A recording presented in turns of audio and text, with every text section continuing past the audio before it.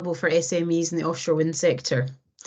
For those of you who don't know me, I'm Shona Clive, Project Lead for the Forth and Tay Offshore Cluster, working with the team here at Scottish Engineering.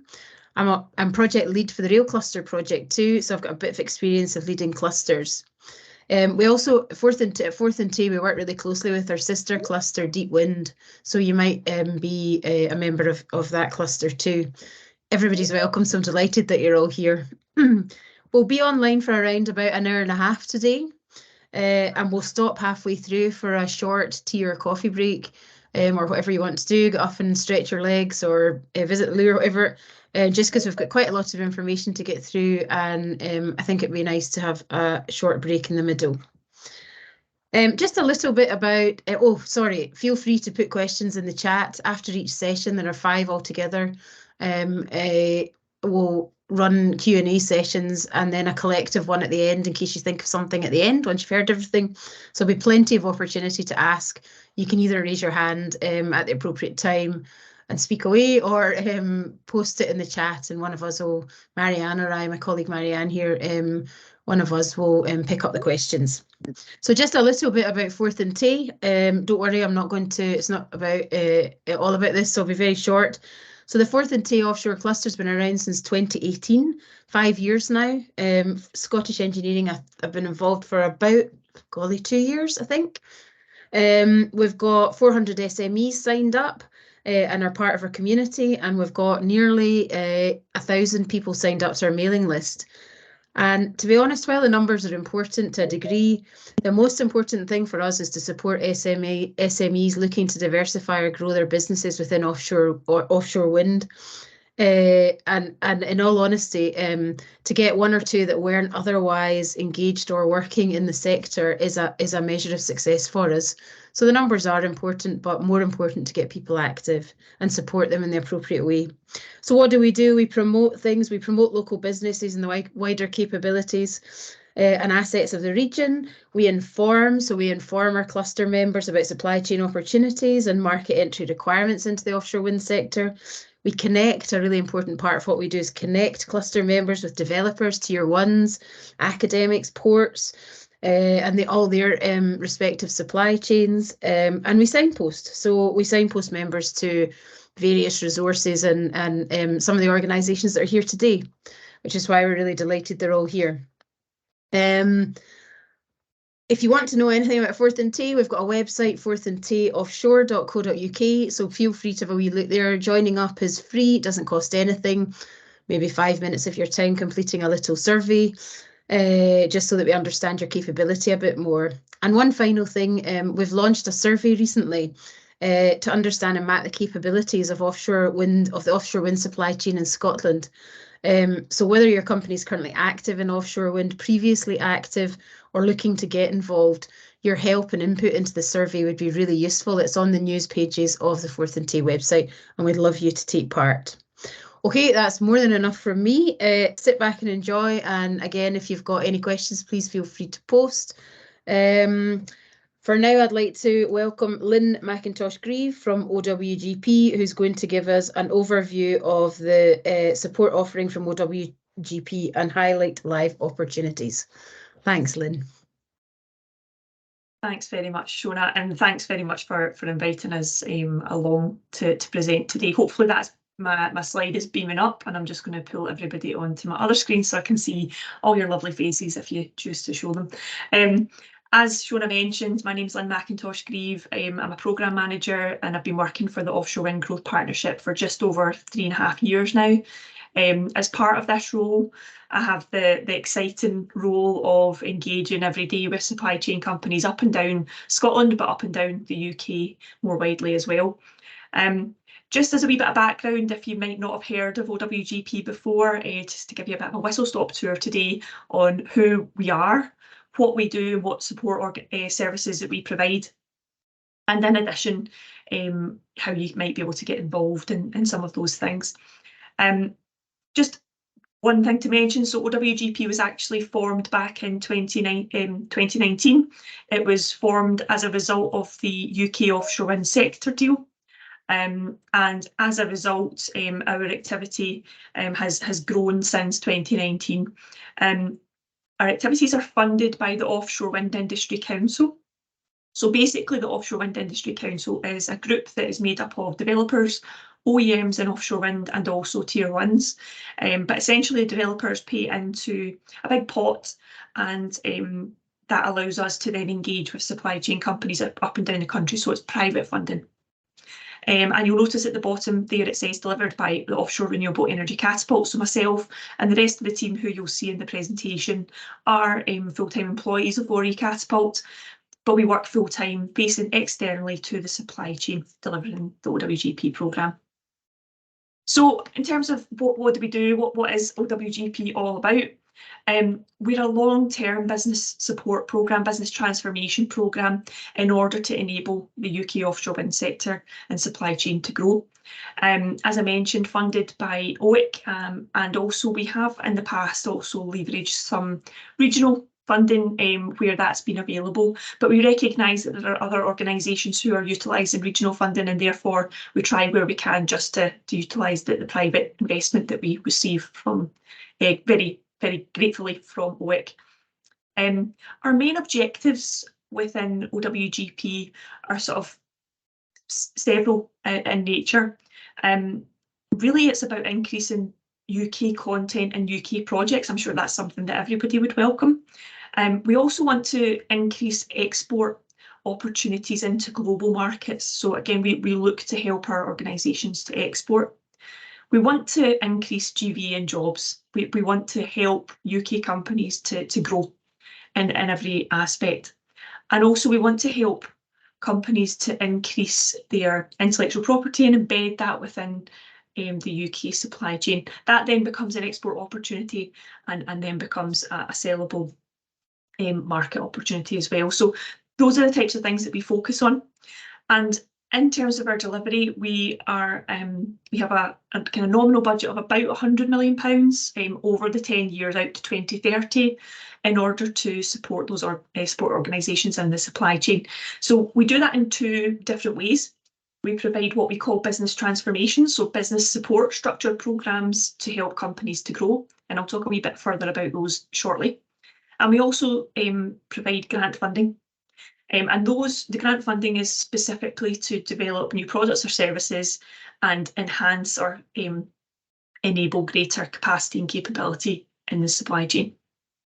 So a little bit about our team, and our team has grown since this slide was created.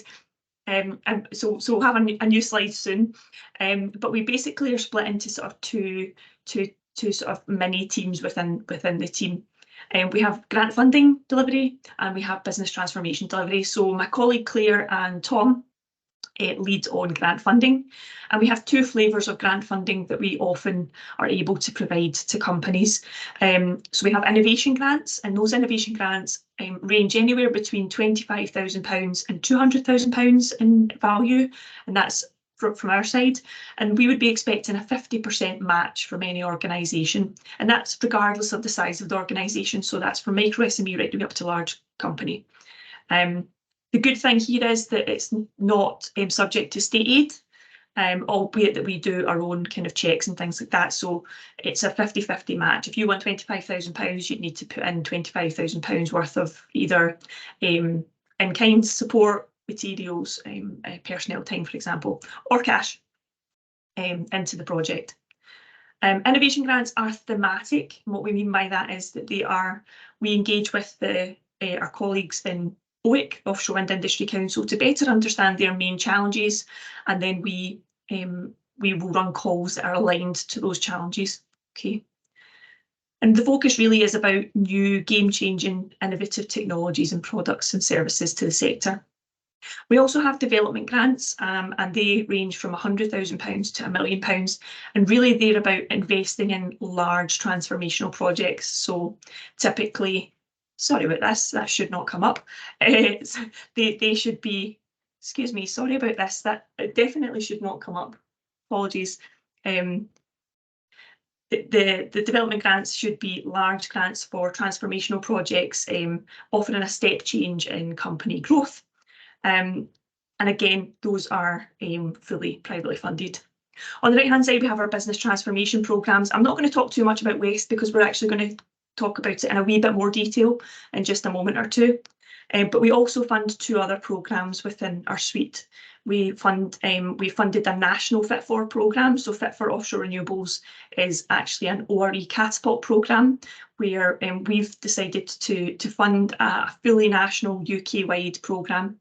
Typically that is a regional programme that's run in collaboration with different regional partners or different developers. However, we recognised that perhaps disadvantaged some organisations who might not be within those locales, and we then opened up a national programme. So that's something that we are hoping to do again in future.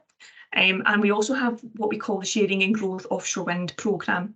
That's a long-term programme. It's about embedding proven approaches in leadership development, in lean manufacturing, and also kind of service provision in order to holistically improve a business. Okay. And I know some of our colleagues might also be speaking about lean manufacturing and other areas as well. And I think that really, from my perspective, it's about making sure that we can signpost to each other, as well as understanding how better we can help the full supply chain. So I think that we might hear similar themes today, but I think that they are all additional and complementary to one another and certainly not competing. And across the country, we've supported over 250 project activities to date. So I mentioned I was going to talk a little bit about the WEST programme. So you might be wondering what does WEST stand for. It's not geographical, don't worry. It stands for Wind Expert Support Toolkit. And the WEST programme was initiated by myself back in 2020 when I first started in OWGP.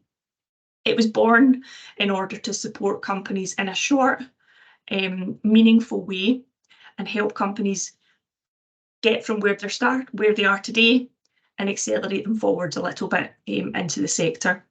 So as it says there, it's a short-term intervention activity enabling supply chain companies who are either entering into or who want to grow their existing presence in the offshore wind sector. And it's needs focused. So what I mean by that is we start with what it is a company needs help with. So we've got a bunch of different questions, and I'll come to those in just a second, which starts to tease out what are the things you might be struggling with, what are the things that you'd like answers to. And then what we would do is, assuming we gained a positive application from your organisation, we would pair you with a delivery partner. Those delivery partners are 7 different consultancy organisations based all the way across the UK who have different expertise, and we match them based on what it is you need and also what it is your company does and also what it is that they have experience in. So we try to do that matchmaking Cilla Black thing for you. Then out of the back of that, that delivery partner will work along with you for a period of anywhere between kind of 8 weeks and 12 weeks in order to get under the skin of your challenges, better understand you, but also critically to provide you with that knowledge and understanding to move you to the next level. And at the end, everyone receives an information pack, which is tailored and bespoke to your organisation, and recommendations for next steps where appropriate. Since inception, we've helped over 150 companies across the UK. This is something I'm really proud of. It's something that I designed personally, but we really focus on continuous improvement. So we've been embedding new things into the programme as we've gone along since 2020. It's now in its 3rd iteration of delivery. Just there are a couple of things on here that's probably quite interesting for people on the call to know. So we don't just support SMEs, albeit that we recognise the importance of SMEs in the full landscape of the supply chain. We do also help large organisations, but just gives you a bit of a breakdown in the types of organisations that we've supported to date. We also support companies that aren't just low in terms of their understanding of the sector. We have also supported companies that are mature or even would consider themselves experts. And it's fully cross-sectoral. So in terms of addressing just transition, it's a very, very good programme to help companies to better understand what they might be able to do in the offshore wind industry if they're starting from kind of scratch. But equally, if companies are already in the sector or already in complementary sectors, how might they be able to sort of grow their presence and engage more actively? these are the needs. I'm not going to read all of them out, and I know that Shona and the team will be sending out the slides after today's session, so you should be able to have a look at these in your own time. But I guess probably what's useful to know about these needs is that we've adjusted and honed them since 2020. So there previously in the application form, we used to ask companies to identify their top 5 things that they would look for, and we had a massive list of about 20 odd needs. That actually became quite confusing for companies, and we got that feedback and we acted on it. So what we've done is we've almost created what we would describe as little value mules. If we were going to liken this to something like McDonald's or other chains available. But essentially, we brought together things that made sense and things that would actually provide real value to companies. So what we now do within the application process is ask people to identify their top 3 needs, and we'll try to address at least 2 during the course of the engagement. Okay, I'll not dwell too heavily on that, but I think it's useful for you to see that. So if you're sitting there and you think, actually, that sounds kind of like something that might be quite helpful for us, if you go to owgp.org.uk, and along the top, there's an opportunities button. If you click that, and it's a drop down, it says grant funding or business transformation, hit business transformation, and halfway down the page on the left-hand side is all the details you'll need for the WEST programme.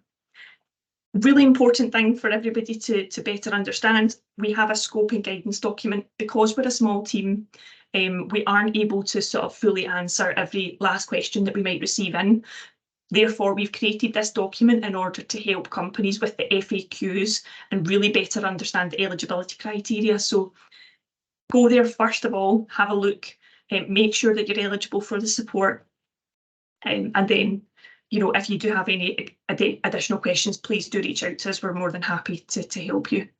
In addition, if you're not sure that WEST's the right thing for you, but you might be interested in Fit For or grant funding as it comes along later in in the next year, if you hit the I'm interested button, the big yellow one at the top right, if you give us a couple of small details about yourself, that means that you'll be on our mailing list and we'll be able to inform you straight away as soon as any of those become available.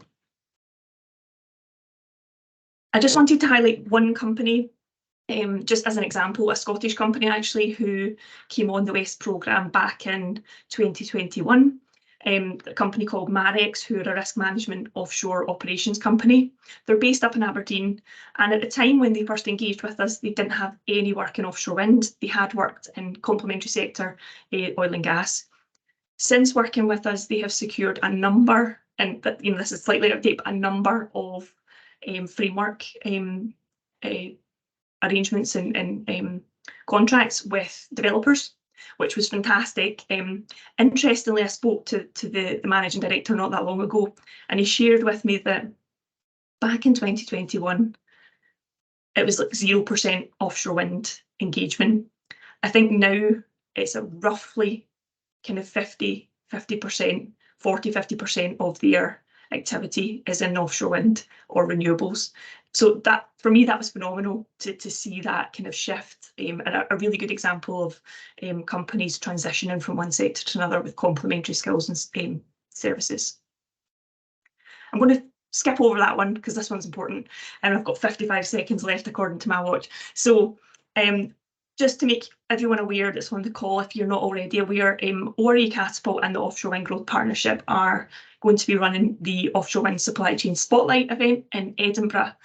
So for all companies for Forth and Tay offshore, or who might be a bit further afield, this could be an ideal opportunity to get to meet other supply chain organisations, higher tiers in the supply chain, as well as developers. Again, the link does work. When Shona sends the slides out, the link will work for you to be able to access the registration page. We would be delighted to see you, and if you do come along, please come and see myself. I think Chris might be there as well.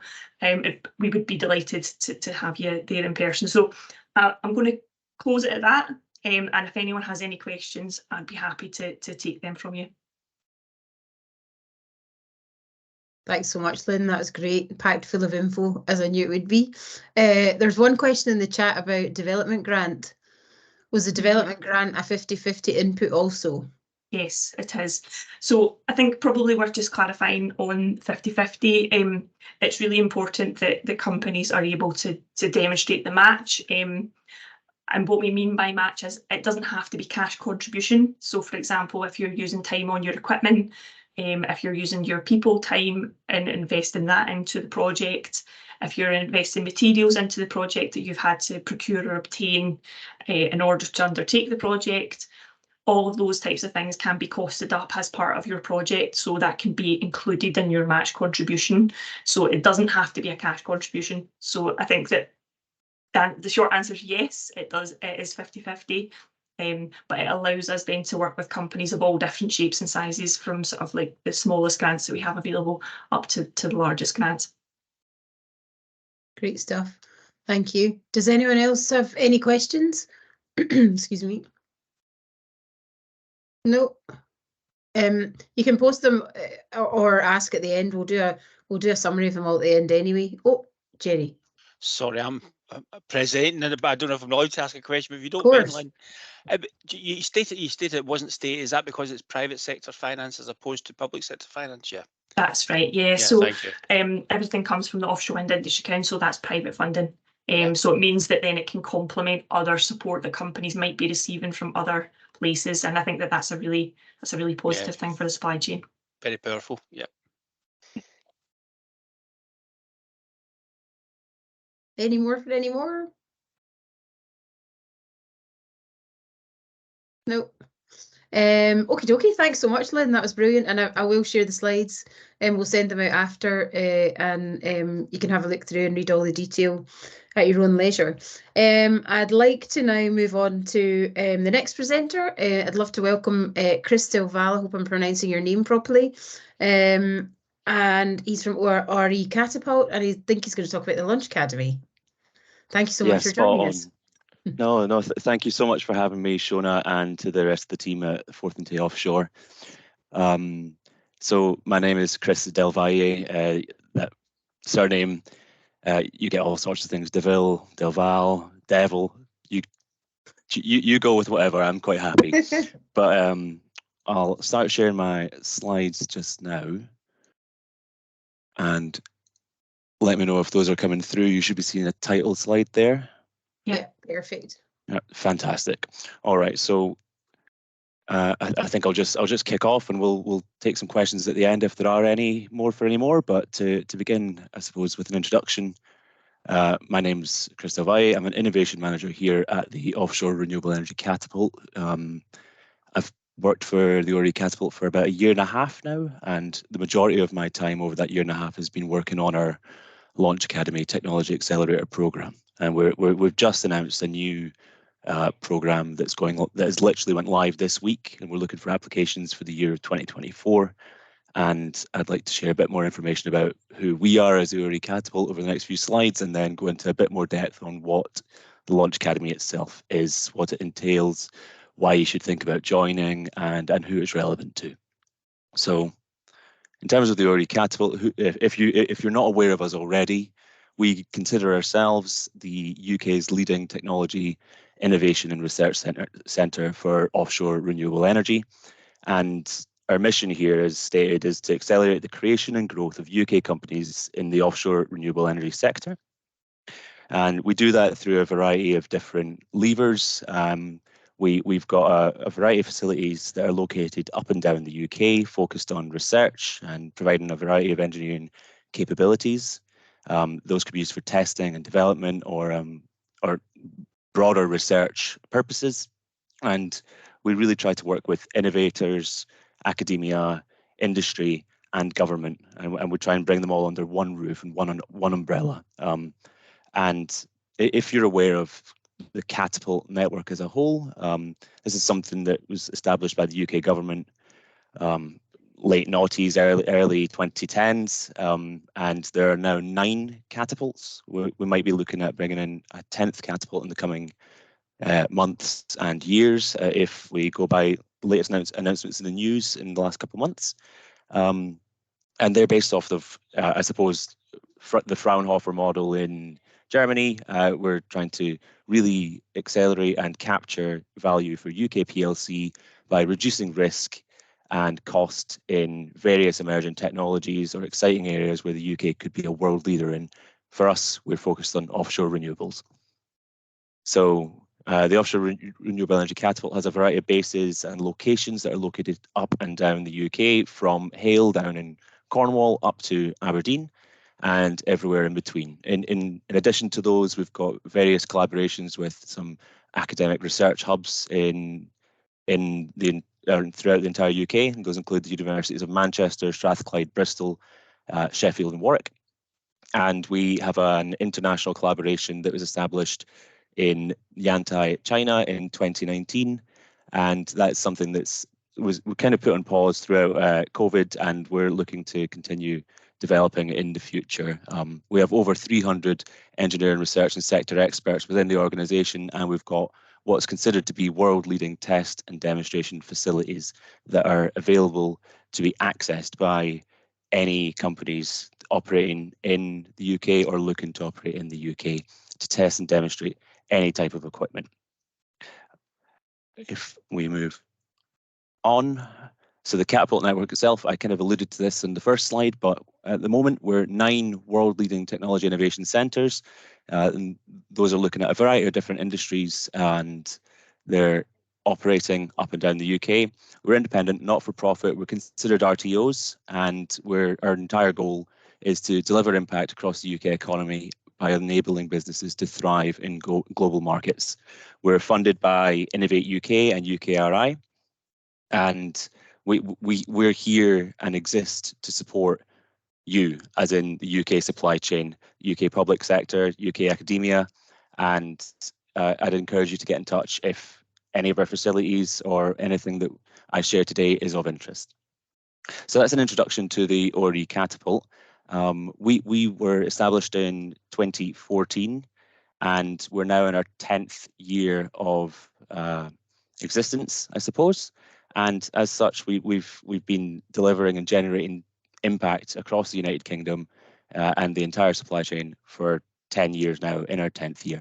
Over that time, we've, I suppose, delivered impact over a number of areas, and this year we captured some key figures, stats and KPIs that we've been tracking throughout the last 10 years, and those are shown on the screen here. Some of the key ones might be 1,350 UK SMEs have been supported by the ORE Catapult.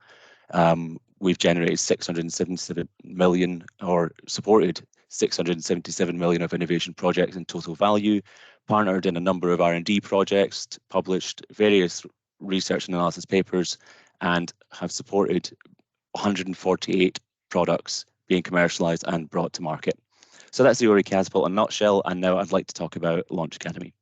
So Launch Academy itself, we deem it as the flagship technology accelerator program delivered by ORE Catapult, and it really exists to remove barriers to commercialization for game-changing companies. And we do that by bringing in industry support. We have various partners throughout the offshore wind industry that we bring on board to support the program from a financial perspective, as to ensure we can deliver the program itself, but also by providing a real industry pool in terms of driving the program and developing challenges and or themes that are indicative of some challenges that these industry players are seeing within their own businesses and their own business models. And we're really seeking innovative solutions and companies developing products that can solve some of these challenges. The program itself, our national program, runs annually. So we run one program every single year. It's a 9-month program of support that's delivered from March until the beginning of March until the end of November. And we bring in technology development support, business case analysis expertise, and then a wider wraparound support of business growth and pro bono support from various external partners. And really, this is to identify clear solutions that are solving real industry challenges and provide those solutions and the companies developing them with the support needed to really accelerate their growth, make it to market, and engage with the end users at the very end of the day. And that would be your offshore wind developers, OEMs, tier ones, etc. Every program that's run on an annual basis it consists of a cohort of 10 companies. And in terms of the actual support provided, I'll talk a bit more on one of the slides that's coming up very, very soon.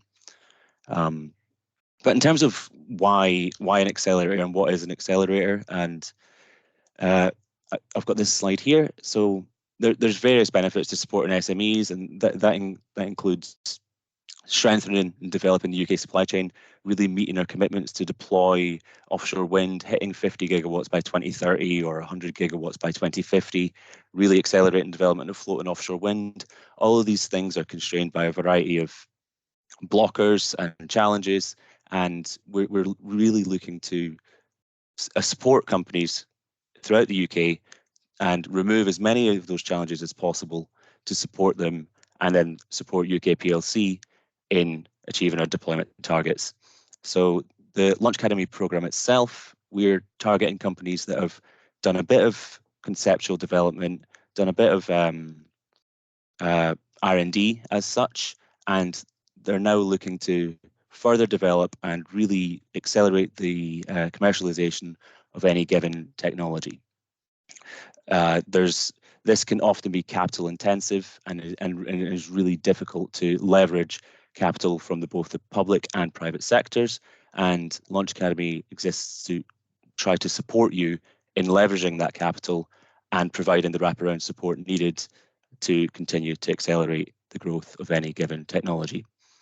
The program itself, we're looking for startups and or early stage companies that are developing an innovation or solution, product or service that's relevant to offshore wind, and ideally falls within the TRL range of 3 to 8. TRL is an acronym that stands for Technology Readiness Level. It's something that's used throughout various tech sectors. I've got a link to it in a later slide if it's something you'd like to look into more to understand what it really means. But there's a graphic just at the bottom right here of this slide that indicates the TRL index alongside the CRI index. So that's Launch Academy, and those are the types of solutions and companies we're looking for to participate in the program. I'm going to flash up a slide of alumni companies or companies that have been through the program in the past since we kicked it off in 2020 or are currently going through it now. You might recognize some of these company logos, maybe not all, and I certainly couldn't fit all companies that we've supported to date. We've supported through our national and regional programs, I think 47 companies thus far since 2020.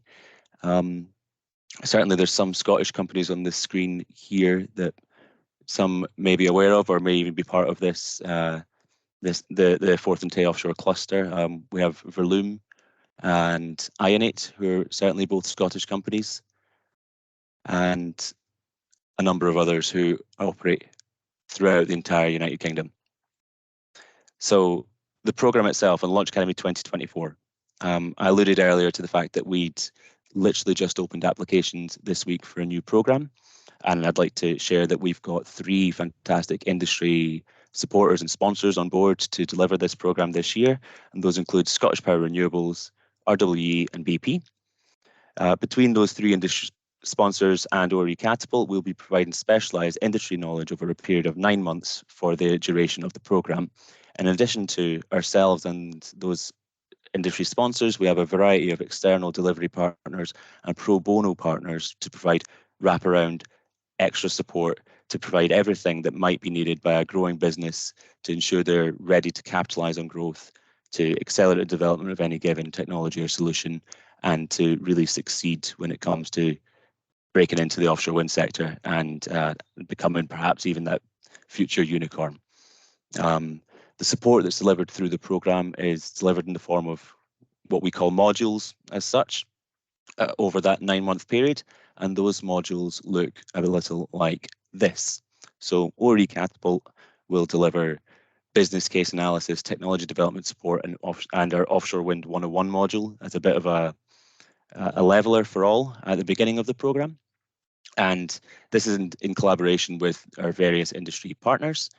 And in addition to that, we provide a number of support modules in terms of business growth expertise and professional services over the 9-month duration.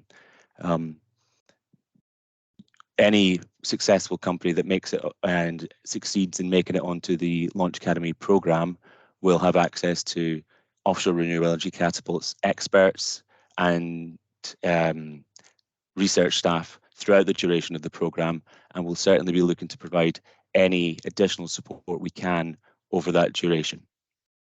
And for this upcoming year, for 2024, the 3 industry sponsors, RWE, BP and Scottish Power Renewables, have developed some technology themes and challenges in collaboration with ORE Catapult. And these are designed to really drive applications and look for solutions to real industry challenges. For this upcoming year, those challenges and themes that we've identified fit in these 3 identified areas indicated on the screen. So that would include project pipeline, future energy system, and smart O&M, so smart operations and maintenance. And within those themes, there's some smaller or more targeted challenge areas. You'll see installation and operational brackets impact reduction. Essentially, those could include any impact reduction or reducing innovations, such as noise level mitigation might be one, or reduction or mitigation of subsea impacts, environmental impacts, ecological impacts, or ornithological. The list goes on. From an operational perspective, it could be reducing or mitigating vessel pollutants, vessel asset collisions, collisions with marine life, be it turbine, blade, vessel, those sorts of things. And you'll see at the bottom of this slide here, you'll see applications opened on the 6th of November, so Monday of this week, and there's a link that will be available when Shona shares the slides to all, that where you'll be able to jump on our website. You'll be able to find out more about the program, its partners, its content, and in terms of each of these thematic challenge areas, there'll be downloadable PDFs with further information about each one, what is in scope, what isn't, what types of solutions we're looking for. But I hope that if you're aware of any companies, or if you are a company developing solutions relevant to any of these areas, please do not hesitate to reach out to either myself or any colleagues at the ORE Catapult, and we'll be happy to signpost to further additional materials and support in any given applications. I'm aware I might be going slightly over time here, Shona, so I'm going to be really quick for my last couple of slides, but don't worry, it's okay. Thank you. But the Launch Academy program itself and the accelerator, I think the key differentiator for Launch Academy versus other accelerators are almost a dime a dozen, and there's so many really, really amazing accelerator programs and support initiatives that are available up and down the UK. The difference with Launch Academy is we're offshore wind specific. That's the key differentiator, and not only that, we're given as it's developed and delivered by the ORE Catapult, you'll have access to direct technology testing and demonstration facilities that are designed for the offshore wind sector, supported by organisations, owner-operators, developers that already are leading in the offshore wind sector. So that's the key, I suppose. That's the differentiator. That's why you should think about Launch Academy as opposed to any other given accelerator. And we've got a track record of success that we've seen over the past 3 years delivering the program now as we go into our 4th year. That includes one of our previous alumni companies taking home an award at the Global Offshore Wind Awards last year, another being recognised and shortlisted for award last year, and the program itself taking home award at the Scottish Green Energy Awards last year as well. We were also recognised this year and were shortlisted. It was fantastic to go along and be recognised for some of the work we're doing within the sector alongside a number of fantastic organisations, initiatives and people. And in terms of impact, how we track the success of the programme, we track a variety of metrics in terms of KPIs for the companies that make it onto the programme, both during the time that they're on the programme and then beyond. And that includes private investment, grant funding, commercialising products, etc. These stats are a little dated. These were captured in mid-July, and we're looking to do we're capturing more up-to-date stats as we speak, but as you can see, there's some really interesting stats there. And final things to take away in terms of key dates. We opened for applications on the 6th of November. We're hosting a briefing webinar on Friday this week on the 10th, and we'll be closing our application window on the 8th of December. So it's open for 5 working weeks. If you've got any questions at all, please don't hesitate to reach out to me or the wider team. Once we close applications, we'll assess them between the beginning of December and the beginning of February before kicking off the programme in March, and that'll run for 9 months, closing at the end of November. And as Lynn alluded to earlier on, the Offshore Renewable Energy Catapult and the OWGP host a supply chain spotlight event that's now in its 2nd year now and is looking to be an annual event, and that's where we'll be bringing together all companies to celebrate their successes throughout any given supply chain program and allow them to meet and work with the wider supply chain, be it SMEs, tier ones, OEMs, etc. In terms of contact details and things, there's a final slide at the end just here containing details of both myself and the wider team. Please don't hesitate to reach out, and I'd be happy to take any questions now.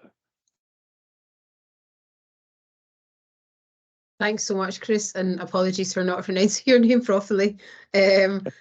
Actually, I don't think there are any questions in the chat, so if anyone wants to raise their hand, that's please feel free. I've got a quick question, if that's all right. Oh yeah, please. You mentioned that you obviously have these themes. Are the themes different each year, and how do you come about them? Do you work with industry to, see what current challenges are, or how does it work? Oh, spot on. Yes, so they do change year on year, and something that I didn't actually indicate on that slide there is, in addition to the themes, we always host an open call. So there will always be an ability for any companies developing innovations to apply, be it directly through the themes that are identified or not. But in short, yes, we work with industry, we ask for input from industry and then work alongside them to refine any given themes to really address their specific needs and challenge areas, whilst keeping things broad enough to really not preclude any given SMEs or companies from being relevant where possible. Brilliant, thanks so much, that's really helpful. Anyone else got any questions for Chris? No, eerie silence. Thanks so much again, that was brilliant. It's really good to find out, and I'm sure we can share the details of I think you're doing something on the 10th, you said? Yeah, that's right. Briefing session, we could share the details with our members if that would be helpful too. That would be fantastic. Thank you so much. And I'll be here for any questions throughout the rest of the session if anyone has any at all. Okay, great. Thank you. Thanks. I think we'll carry on if that's all right. And we'll have a break after Gillian. So I'd love to introduce Gillian from Scottish Enterprise. Gillian is the regional team lead from the Scottish Manufacturing Advisory Service, otherwise known as SMEs. So I'd like to hand over to Gillian. Thanks for joining us. Thanks, Sean, and thanks for inviting us along today to talk about SMEs. I'll just say I'm joined by one of my colleagues who's joining us from his kayak. This is John Johnson. So John's available to answer any questions that come up as well. So I'm just going to share my slides.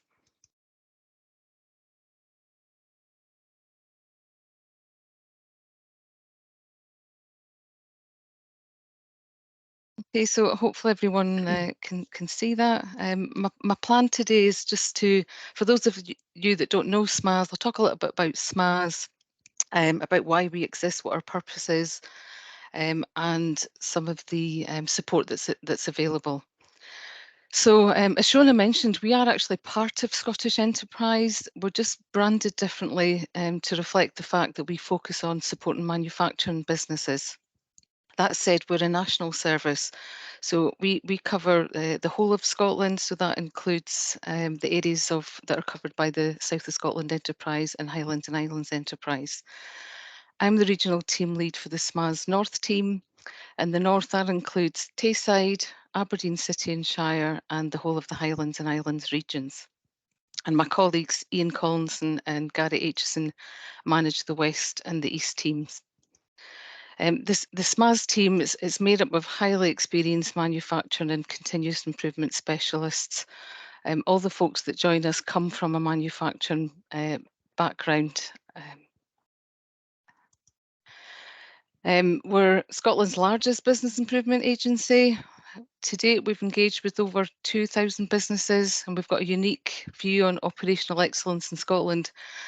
I've been with SMEs for 12 years, and I should know this, but I believe SMEs has now been around for 15 years. We provide a template for businesses to manage their resources to the best effect. SMEs, for all SMEs projects, we measure at the end of every project the impact and a savings, and on average, SMEs projects realise £153,000 of saving for each project. Our aim is about improving the productivity of manufacturing business in Scotland. That's our core goal.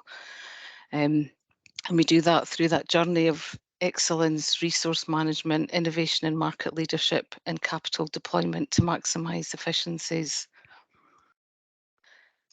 So why is productivity important? I'm not an economist, so I will rely on the words of Paul Krugman, and that's that productivity isn't everything, but in the long run, it's almost everything. Essentially, the more productive an economy becomes, the more goods and services it can produce, and this leads to higher standards of living, and it's key to sustainable growth. It's the most important determinant over time of a growth in living standards. So that's why productivity is important to Scottish Enterprise, and it's important to SMEs. The role of SMEs is to help businesses become more efficient and productive. The continuous improvement methodology that's applied will be determined by the circumstances and needs of the individual businesses. So that could be everything from Lean, from 5S through to Six Sigma, whatever's really appropriate for the particular circumstances of the business. I mentioned that the SMEs team are highly experienced manufacturing and continuous improvement specialists. So they have the skills to identify improvement opportunities and to select and to apply the most appropriate approach. So every business should have a business improvement proposition. Maximising the productivity of your existing resources is that foundation that you need in order to leverage future investment decisions. So how SMEs support businesses?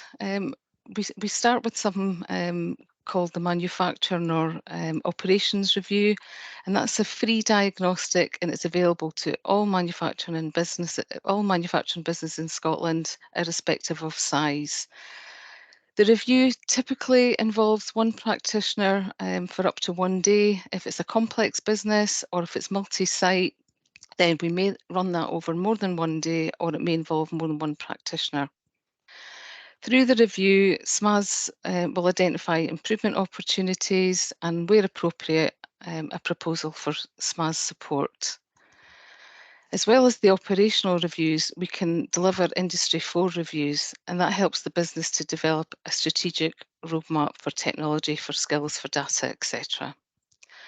The reviews may also include a referral to other specialists within Scottish Enterprise. My colleague Jerry's in the call, and he will talk about the other specialists, but also to partners across the manufacturing and innovation infrastructure. So my colleagues that are in the call today. SMEs business improvement support after the review may be a hands-on bespoke project. So this project will usually always includes an element of training and coaching, and will coach a team through application of the improvement methodology, and the relevant methodology, as I said, is dependent upon the needs of the particular business at that particular time. The objective of the project work with SMEs is to have an improvement that can be spread and sustained over time. So we describe our projects as being hands-on, but what that doesn't mean is we're not coming in and doing the project. What we're doing is we're training the people in your business, and then we're coaching them through application of that improvement methodology. The whole focus being that improvement could be sustained. As well as the hands-on projects, we deliver one-to-few programmes. One of those is the Business Improvement Academy, and that's something that blends leadership and change management with the continuous improvement methodologies. And we deliver that combining workshops and on-site project work. The delegates are coached through an improvement project to apply the learnings. We've been running these now for around about 5 years, and we usually deliver it with a cohort of businesses, but we can also deliver it in-house, and we can tailor that in-house programme to meet the needs of the business. SMEs is currently developing a Business Improvement Academy that's specifically targeted at SME in the Catapult's Fit for Offshore Renewables programme.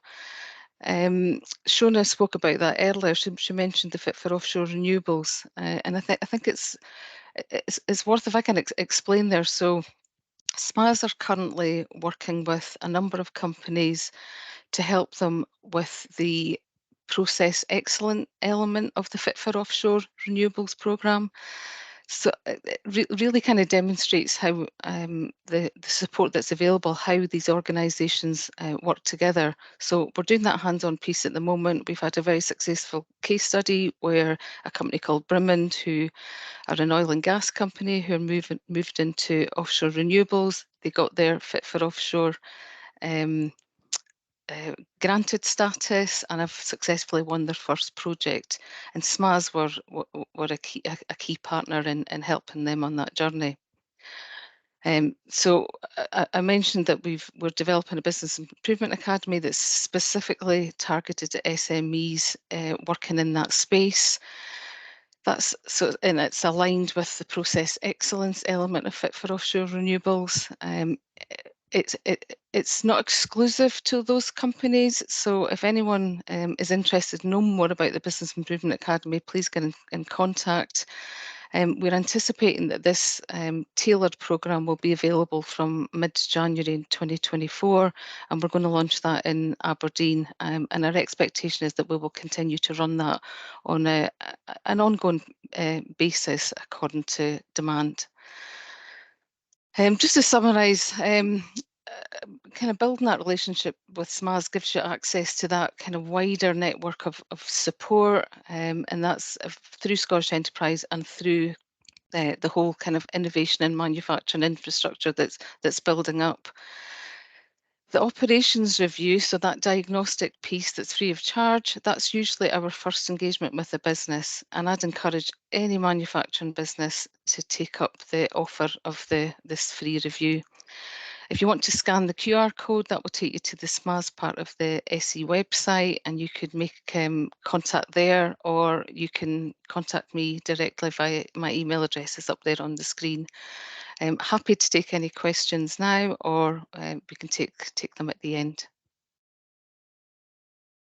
Thank you. Oh, thank you so much, Gillian. I've probably got a daft question, if that's all right. I don't think anyone else has posted, so I just wanted to ask a quick question. Can anyone get support from you? Is there a qualification process to get support, or is it just open to all in manufacturing? Yeah, open to all in manufacturing. The diagnostic, the operations review, that's there's no application involved. It's very straightforward. You just make contact with us. We can be flexible about how we undertake the operations review. So we can tailor that. So we'll have a conversation and we can scope out what the review should look like, and then we just put a date in the diary, and one of the specialists will come out and undertake that. Brilliant. Thank you. Thanks very much. Anyone else got any questions they'd like to ask Gillian? No. Okie dokie. What we can do now, I think, since it's 12:55, if we just pause for a short break. Hi everyone. That's us at 5 past already. Hi Jerry. Hi Shona. I think everyone's back. It's hard to know. Jerry's from Scottish Enterprise and he's next up, so I'll hand over to you, Jerry, and thanks so much for joining us. No problem at all. Just you let me know if that's come up okay. Yes, it's great. Yes, Thank excellent. you. Thank you. Well, hello there. Good afternoon, and thank you for those who have come back after lunch or after a 10-minute break. It's always a temptation to start the emails, and yeah, before you know it, you're embroiled on the day's work. I work for Scottish Enterprise. I'm one of the senior managers within the account management division of Scottish Enterprise. My team in the section I work for, we mainly deal with small and medium enterprises, and it primarily is those companies. Our sweet spot is sort of from 10 people to 250 people. That being said, Scottish Enterprise also has account management delivery for global and large companies, and we have it for the high scaling teams as well, from zero who below. It's just starting up the business. All of us, depending on which, regardless of which service we deliver, are driving three key metrics for us. One is innovation, one is investment, and one is internationalisation. And those are three big issues for Scottish Enterprise. We always look for where we can with a high impact for what we do, and we're looking more recently, we will start to align with what we're looking at is what we're calling our SE missions, and these are high level aims and objectives of the organisation, but to try and focus our efforts on three main areas. One of which is the green transition, one of which is productivity, and one of which is scaling and innovation. Productivity itself is going to be driven by mainly the encouragement of capital investment. Business growth, which is the division I work in, and I say our target is a 50 to 250 grouping. This is primarily their offering now. I appreciate this is an extremely busy slide, and I do apologise for that. But it is, we are either the gateway to so much of Scottish Enterprise, or actually the instigator of so much of what will happen within the Scottish Enterprise sphere. Account management is my forte, and I consider them sort of the gateway and the doorway into Scottish Enterprise. We have a lot of specialist colleagues as well, SMEs colleagues in particular is one of those who help us. But if we can just look, just very, very quickly run round this, the circle of what we do. We work with companies looking basically from the start, looking at their strategy and their market development, looking at how we can help them grow, how we can help them internationalise. That really is important for us. We are prepared to put support and put in expert help where we think it's needed. We have access to a whole group of internal specialists who both can help with exports and trades, digital support and advice. As you see, patent advice in there, research and development, workforce development as well, very, very important to us, and sustainability, inclusivity as well. Our colleagues to support us, I say we have colleagues in SMEs, we have access to the innovation centres. We work across a whole range of different parts of the public sector sphere that supports business and industry. Where we do, I think a lot of our work is in the support for the finance and getting businesses off the ground and running, and actually delivering and moving on up. And in terms of financial support, our access starts at equity and loans from our colleagues in Scottish Enterprise and from our colleagues in SNIB. We can support with large projects with major capital investment. We can also support with smaller grants to support R&D, also to support capital investment, to support training, to support personal and managerial development as well. In addition to that, we have a financial readiness team who can actually help companies prepare to raise money from the market. And unfortunately, we have a business resilience team who can actually help companies when sometimes it all goes wrong as well. And that's to actually help directors protect themselves, protect their interests, and protect the business if things get difficult. Our specialist support from Scottish Enterprise includes, as I say, our SMEs colleagues. Digital transformation, I have to highlight them, that are so important to a lot of what we do. A lot of what our teams do there actually help companies make better digital decisions. One of the things we've come across a lot is a lot of bad decisions based on salespeople as opposed to decisions as to what is good for the company.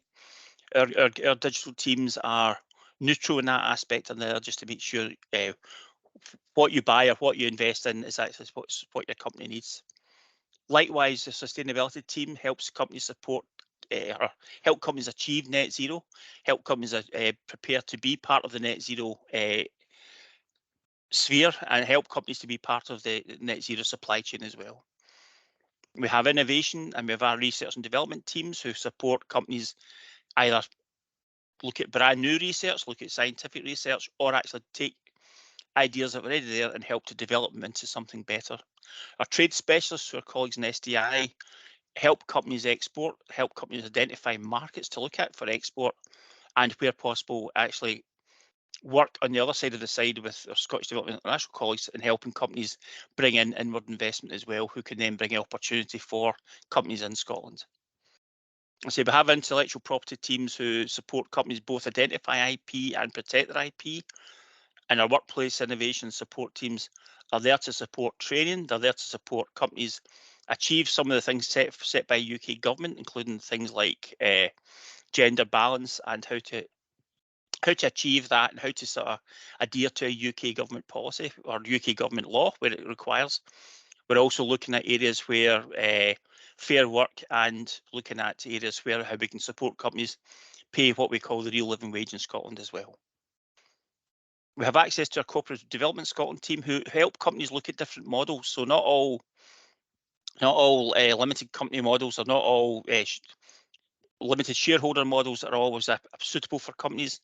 And our corporate development team can actually help and identify opportunities where companies may actually look for MBOs or MBIs, or actually look for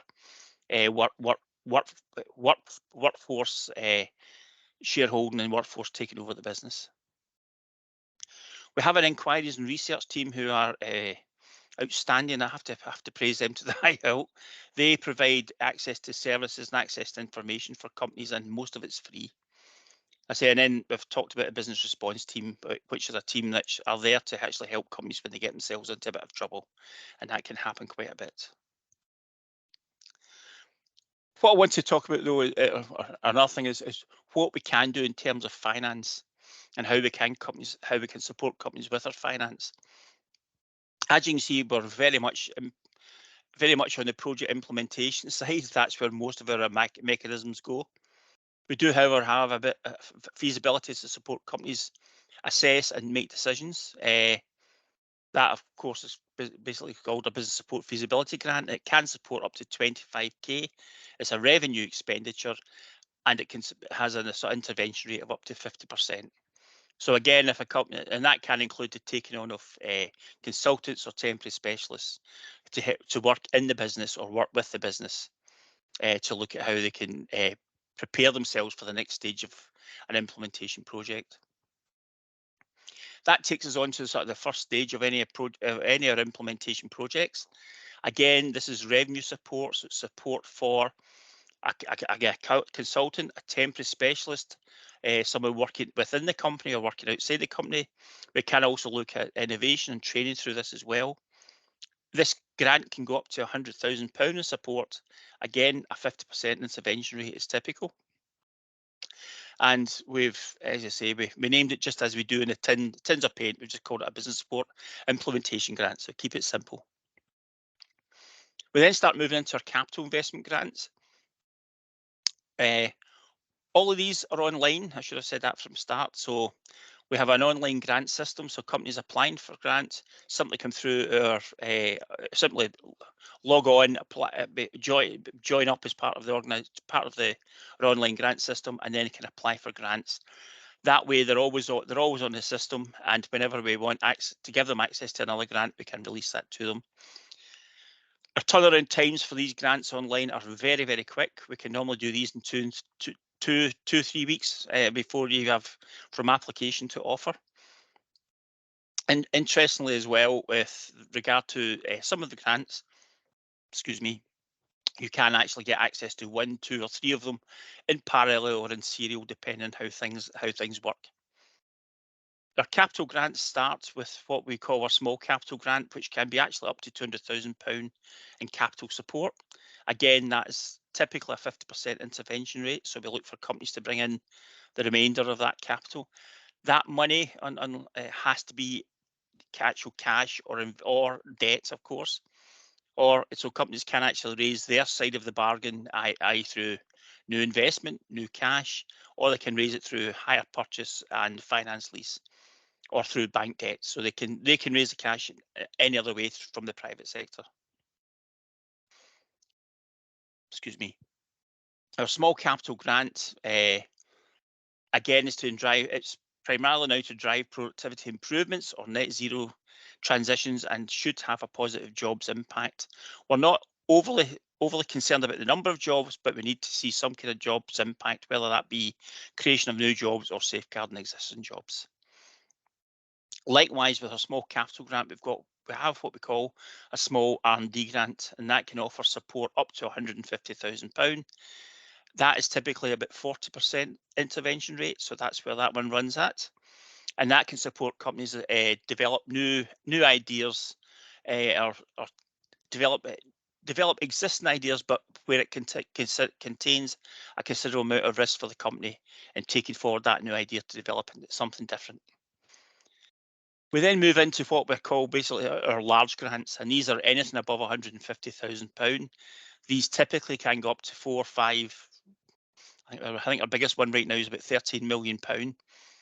And these come in under state aid. These are delivered under state aids, so they tend to be either regional aid or some of the legacy schemes from the EU at the moment. So it's either regional aid or the large R&D grant aid, or large training aid. Again, those are done by application process. Those take about 12 weeks to process. They require quite considerable economic information to support the application, but you will be worked with by a professional, usually an accountant, who will work with you to develop your application and develop your appraisal.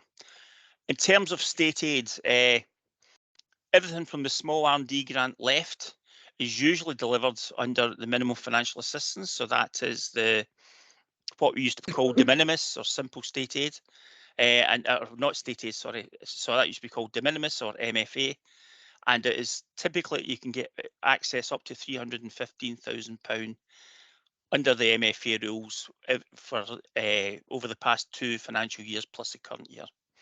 As I say, the capital grants, the larger capital grants, they tend to be delivered through our state aid mechanisms, such as regional aid or large R&D, or environmental aid as well.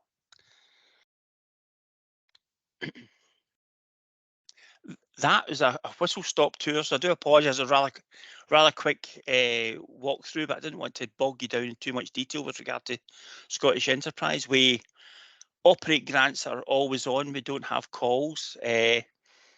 Are typically challenged each year by Scottish Government with regard to KPIs, typically about creating or safeguarding up to 14,000 jobs each year, encouraging capital investment of 1.3 billion each year. Those are the sort of targets set for Scottish Enterprise. Scottish Enterprise area is basically Aberdeen and Shire down through down diagonally across Scotland, down to just the borders of Dumfries and Galloway. Scottish Enterprise, we will work closely with our colleagues in High, and we'll work closely with our colleagues in Sosie, but we do try not to step on each other's toes, so we will keep out of those areas. So if you need to contact us, we're asking with regard to this, if you could use this link here, which is the High Value Manufacturing Supply Chain link, just so we can actually record referrals that are coming in. And that is that. So if there's any questions, folks, I'll be happy to answer them. Thanks so much, Jerry. That was great. Lynn's posted a question, actually. I don't know whether you want to ask it, Lynn. Yeah. I think you might have covered it a wee bit there. So cover it? Sorry, on you. In part, perhaps, Jerry, it was just a clarification. So you did say that the grants are open kind of on an ongoing basis, which is great to know for companies that might be seeking that support. Is there a sort of budget or a nominal budget associated with each of those grants per year? And if so, is that something that's sort of advertised or available publicly for people to kind of have an understanding of? If, for example, you had your business support implementation grant, what's the size of the pot associated with that? We tend not to publish what's in our pockets. We do have, okay. we do actually, of course, every part of government is budget controlled, and we are provided with budgets. Those can vary, and of course the budgets are then sort of sliced over different grant mechanisms. But as you'll be aware, with capital grants, these can all move within each other, and you can re-top things up. Likewise, with revenue grants, those can move between each other, so we sort of top them up as well. What I can say is this year there's absolutely no chance of us spending our capital budget in total, because of just we have a large amount of capital expenditure which we can use and access. Okay, no, that's excellent. Thank you. Yeah. I think it'd be useful for us to talk maybe after this. Absolutely, no, I'd love to talk. Yes. Great, thank you. Oh, sorry, question. Great stuff, thanks. Anyone else? Any more questions for Jerry, Scottish Enterprise? Not yet, Jerry. Maybe they're going to be all at the end. That's what it'll be. Thanks so much. And finally, last but not least, by any manner of means, I'd love to welcome Jenna Williamson from Scottish National Investment Bank. Thank you for joining us, and over to you. Hi, Shona. Thank you. I'm just going to. Can you see the slides? Yes. I'm just going to make them a slideshow. I think I'll make it a bit easier to see. Yeah. So hi everyone, sorry, I know I've got a bit of a croaky voice today. I'm coming down with a family cold, so excuse my raspiness. I'm Jenna Williamson. I work for the Scottish National Investment Bank within the partnerships and engagement team, and one of the core focuses that we have at the moment is on offshore winds. So that is why I'm here to talk to you about the bank's approach, tell you a little bit about the bank if you haven't heard of us or know very much about the bank, and just a little bit of a sort of step back and looking at the offshore wind opportunity that maybe takes us in a slightly different direction, just to kind of set the scene a little bit in terms of what the sort of prize is that there is at stake here. I'm also aware I'm the only thing standing between you and probably your lunch if you didn't catch it in the 10 minutes. So I will be quick as I can and get on to some last questions.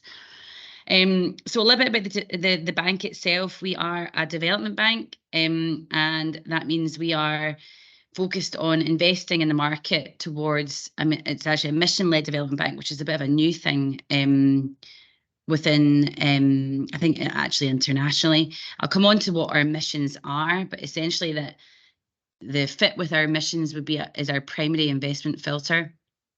And secondly, looking at what impact we think that investment may have on, from a social, economic, environmental perspective. That's just as important to us as looking at the commercials of a potential investment. And it's important to point out that we are a commercial investor. We don't offer grants and we don't offer sub-commercial finance, but what we do is we'll take we'll adopt a higher risk appetite than your average private sector investor. And that's where the development bank role really comes in, especially in the context of offshore wind, where there is a real challenge in terms of bringing in enough private sector investment. We'll look at the market in a more informed way, and again with a view to our aims and objectives and the policy of government, and take a view in accordance with that. But it's important to highlight that we are a commercial investor. We can do debt, we can do equity, we invest in funds. So I think our other USP is our flexibility and also our patience. So we'll often take a more patient long-term approach when we're investing in a company or a project. And we also have a really strong focus in crowding in private sector investment. So there will be some instances where we'll invest alone in a project, but often we're looking to crowd in others with us and really kind of catalyse activity in the markets that we're operating in. We've covered some of this, but just to kind of pull out, we are an ethical, impact-led investor, and we're really trying to lead from the front there and set an example to other investors. We are keen to unlock markets, and again, offshore wind is a great example of that, where there is a bit of a challenge in bringing forward the private sector that's needed in the time that it's needed, and I think that's where we can really have a catalytic effect. Just to give you a sense of the missions, to some extent similar to what Jerry was describing in terms of Scottish Enterprise's focus, our core mission is net zero. We also have place and innovation. Essentially, these are designed to address long-term persistent challenges facing Scotland on the 3 key themes of net zero, place and innovation. And if we look at these through the lens of ScotWind and the offshore wind market generally, we see all these missions being, the market being aligned with all 3 missions. Net zero, obviously, from the perspective of transitioning away from oil and gas towards renewables. Place, in terms of the development of regional supply chain hubs and the creation of jobs. And innovation in terms of the technology and innovation required to fulfill the full potential of the opportunity. Just a little bit about the bank so far. So as I've said, our approach is one of long-term patient capital, creating flexible structures, instruments and support. We've invested in 29 projects or companies since November 2020 when we officially launched, investing 460 million, and that is crowded in an additional 705 million from the private sector. Important also to say that our ticket sizes tend to be between 1 million and 50 million. We have a delegated authority from Scottish Government to invest up to 50. Above that, we would need to seek approval to do so. Anything below 1 million, we would tend to refer to colleagues in Scottish Enterprise who still have a mandate to invest at that level, not in a sub-commercial way, but commercially. I'd say generally the ticket sizes tend to be above 5 million, but that's not, there's no hard and fast rule. Probably between 5 and 20 is about the sweet spot. Our core underlying investment principles, I won't go into these in too much detail, conscious of time, but I've mentioned quite a lot of these already. I think the key thing to note is the commercial terms, the patient investor impact approach, and we will look at these opportunities in terms of both financial attractiveness and in terms of the impact and mission alignment. That's a sort of twin track approach to our consideration. And again, I've already talked about what we, to some extent, what we'll not do in terms of grant funding, short-term working capital, distressed businesses, guarantees, things like that. It is more growth capital that we're looking to provide in growing businesses that are looking to scale up. And just again, it won't take too long doing this, and I've got more slides in here than I'll actually go through. But just to kind of take a step back on how we see the offshore wind opportunity, it's a real strategic priority for us as a development bank. We think that there is a really clear role for us to catalyse the market, to bring in private sector, and to kind of generate activity at the time that it's needed. And I think this is just creates a kind of snapshot, but really the takeaway here is that this investment, the investment in the Scottish floating offshore wind supply chain in particular, given its nascency, is the largest opportunity of its kind in the world. The pipeline that we have of up to 40 gigawatts of offshore wind capacity is unrivaled across the world, and I think we really need to kind of take note of that and really build on that opportunity and see what we can make of it. I think the key thing for us is that opportunity will not be delivered if the availability and capacity of a globally competitive, sustainable supply chain is not there for these projects and developers to use at the point at which it comes to building out these projects. Again, you'll have these slides, so I won't go into the detail. It's just to give you again an idea of the scale and the fact we're kind of working from really quite a low base in terms of the infrastructure and the manufacturing capability that is required for ScotWind. You can see there in the purple box the number of towers, blades, floating foundations, cables, vessel days, and number of vessels is another challenge. So I think from our perspective, it's really quite the economic opportunity is huge, considering the need versus where we are at currently. And I think where we see our role particularly is in addressing those gaps. Sorry, I've just flicked on too many there, 1 second. This slide just really shows this sort of range of supply chain opportunities, the red being the most mission critical, needed to happen soonest, and that's investment in ports and harbours, cranes, laydown areas, the stuff that will really make the projects able to be built out. But everything above that is the stuff that can be got after, if you like, in terms of what we could lose out to other areas across the world, because they can be done in Poland or Norway or really many other regions in the world. So there's a huge opportunity to be captured here in Scotland if we move fast and create the right conditions for investment. I'll skip past this one in the end. And again, this is just to kind of,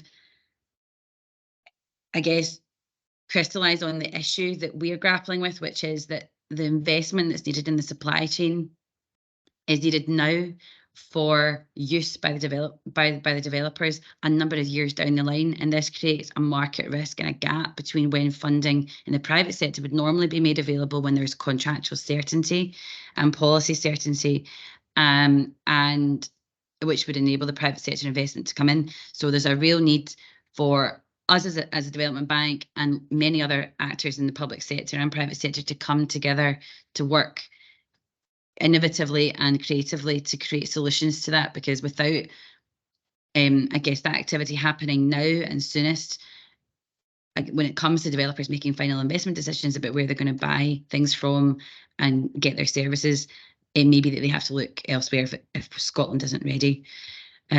So I will perhaps leave it there. This is just to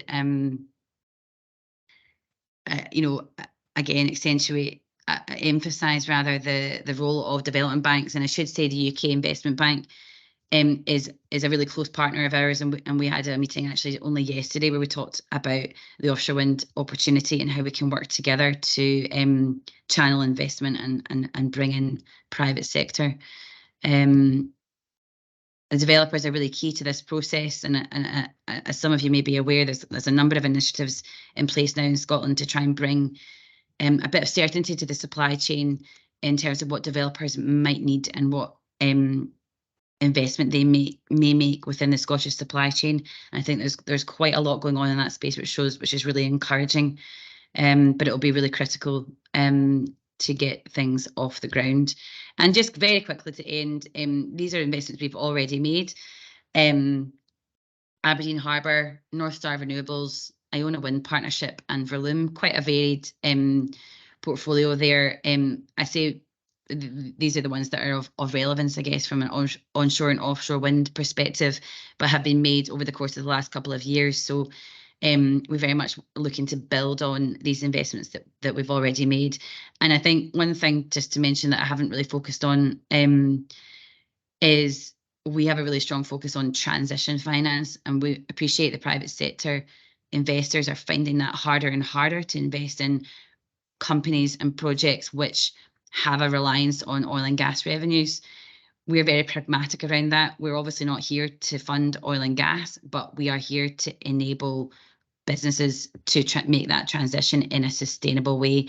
And that will often mean you're not cutting one off and beginning another in a very clean way. So we'll work with businesses to come up with aims and objectives around how quickly we might expect that transition towards renewables to happen.